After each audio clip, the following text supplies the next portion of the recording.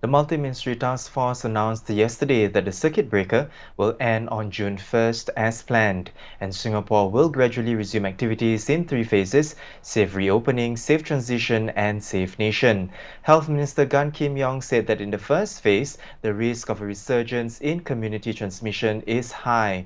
Are we risking a second wave of infections as we ease restrictions? Some businesses and workers may also be disappointed that activities can't resume immediately come June the 2nd. So let's pose these concerns to Professor Teo Yik Ying, Dean of the Swee Hock School of Public Health at the National University of Singapore. Prof. Teo, what do you make of the government's broad plan, the three phases, to transition Singapore out of the circuit breaker? Does it strike a balance, do you think, between allowing more flexibility of movement and enforcing enough restrictions to contain the community spread? Thank you.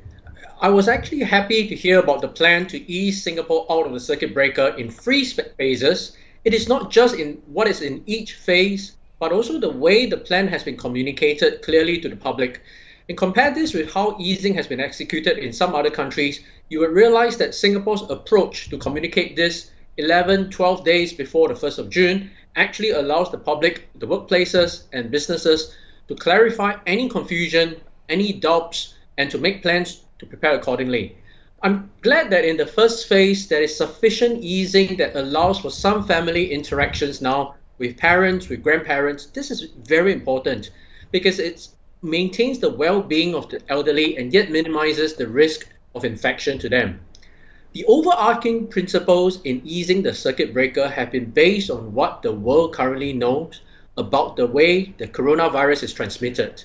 When people interact in close proximity for an extended period, be it in households, at workplaces, at dining facilities, or sports facilities. So maintaining a degree of restrictions on the majority of these activities as we ease towards phase one or in phase one is actually very prudent because worldwide there is still very little signs that transmission is widespread in schools. So to a large extent, school activities can resume, but of course to be accompanied by strict restrictions such as staggered recess timing, temperature taking, mask wearing, personal hygiene, reducing the flow of students back into the school at any time with this alternate home-based learning and on-site learning approach. So I think it is important to note that every country is trying to figure out what works and what didn't.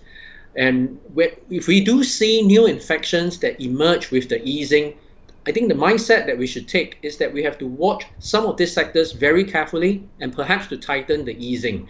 But we should not have the mindset that with this phased approach, Singapore is all clear from now.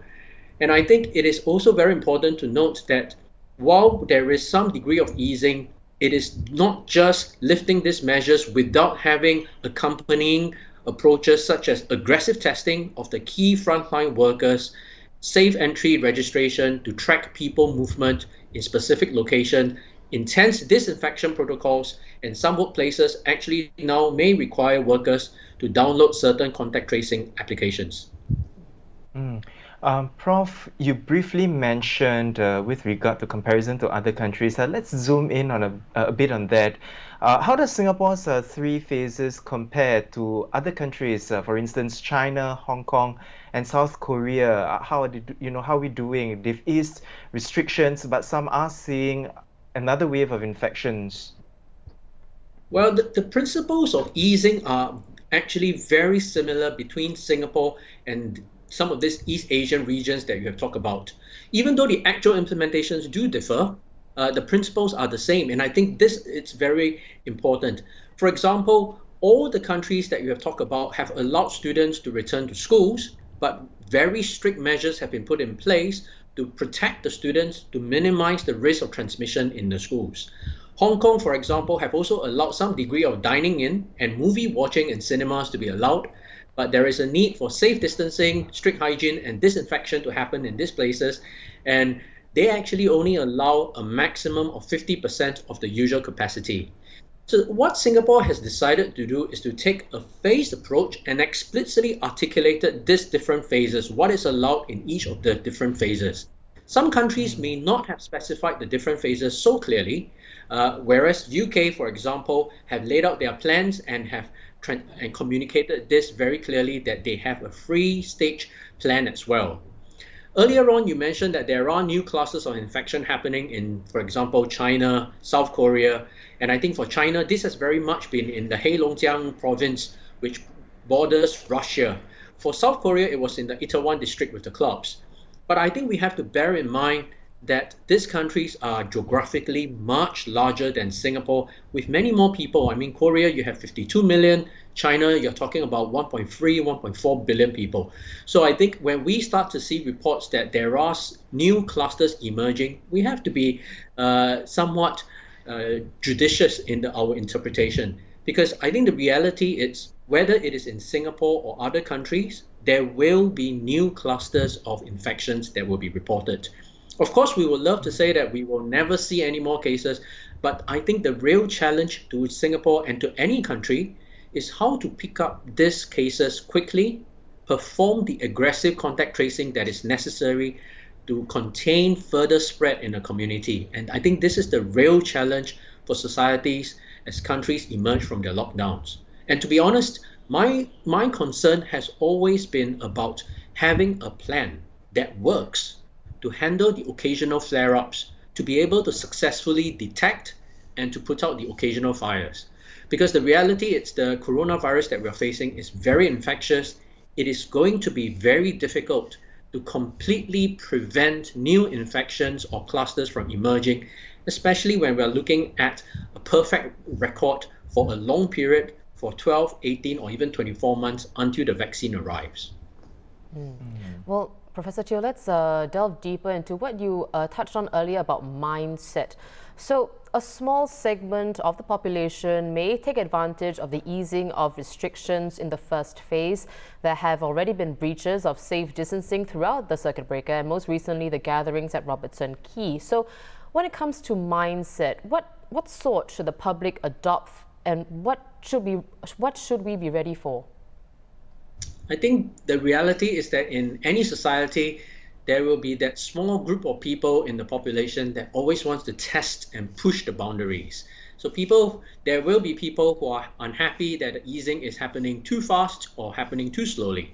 And this is why earlier on I talked about the principles behind the considerations that the country is taking to ease the restrictions. Because the principles are very much based on science, evidence, and to some extent common sense. So this is where I expect the bulk of the population, the bulk of the public will actually understand why the easing has to happen in phases, why there are some rules that still cannot be relaxed at this point. And I think with regards to people who blatantly disobey the rules, this is where enforcement of the regulations comes in, and it becomes important because this enforcement has to be consistent, it has to be fair. There will be significant loss of trust if the public perceives there are different set of rules for different people. Prof, talking about conditions, so phase 1 is expected to last at least 4 weeks, and then Minister Gan said phase 2 could last several months and will only transition to a new normal in phase 3 when a vaccine is found. We have a rough idea of the timeline now, but in terms of, say, conditions or criteria, what are the criteria should the government be looking at specifically when deciding to move, say, from phase 1 to phase 2 or even eventually to phase 3? So I think it is clear the indicators will include whether those sectors that are allowed to resume under phase 1 have resulted in new infections happening, whether known or unknown. And what I mean by known infection is that there are cases that are specifically linked to these sectors, especially through the registration of safe entry and contact tracing. We know that these are the work sectors that were allowed to be opened, to be for people to return to work, and that it leads to an increase in infection. By unknown infection, this refers to what we generally known as unlinked community transmission, where despite the very best efforts in going through movement history, safe entry logs, and other contact tracing efforts, we are unable to see how these people are linked, and we see that these numbers start to increase. So on the other hand, if with this very cautious easing, we don't see any significant increase in unlinked transmission, this is the sign that the situation in Singapore has stabilized well enough that we can proceed on to the next phase. And I would actually like to think that other than this very clear indicators, I think the actions of the public will also convey a clear signal to the government whether the country as a whole is ready for more easing. And what are these actions? I think things like being conscious at workplaces to maintain safe distancing, minimizing in-person social interactions, that we become as a whole more responsible in registering our movements, perhaps with safe entry, clocking in, clocking out. These are not official cues, but this can send a very clear signal that the vast majority of the population actually are able to behave responsibly and be ready to move on to the next phase. Well, late last month, the government said it can carry out more than 8,000 tests a day. Could increased testing also be a factor in determining when we move through the three phases? Well, the government announced then that they plan to increase the testing capacity from 8,000 to potentially 40,000 per day, sometime in July, actually. So certainly having a large testing capacity increases the confidence that we can be more adventurous in deciding our plans because we are able to test more frontline workers in essential and even the non-essential sectors to also perhaps include some clever ways to test the public randomly, perhaps through some degree of pooling samples together in one test. And we don't just test people once off, we test the key frontline workers repeatedly.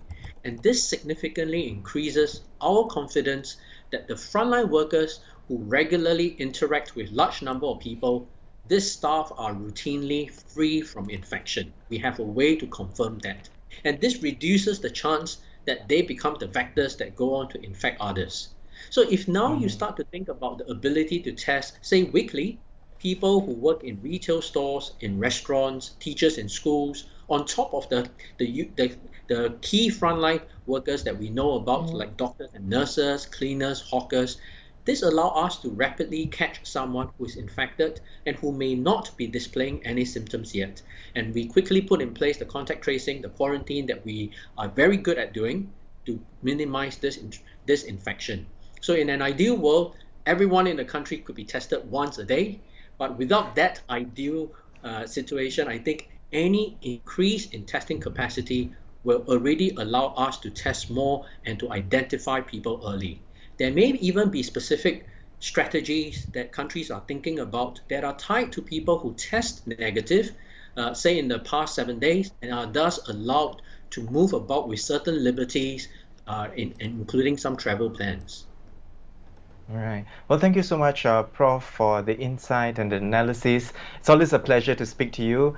That was Professor Teo Yik Ying, Dean of the Swee Hock School of Public Health at the NUS.